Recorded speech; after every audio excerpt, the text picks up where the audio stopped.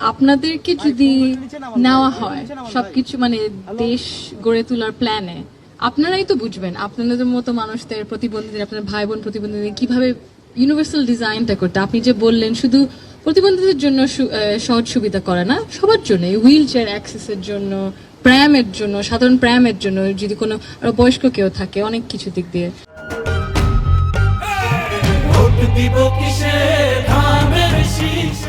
আপনি যে বললেন যে দেশের গর্ব আপনারা হবেন, আর আপনারা তো দেশের গর্বই আমার মনে হয়।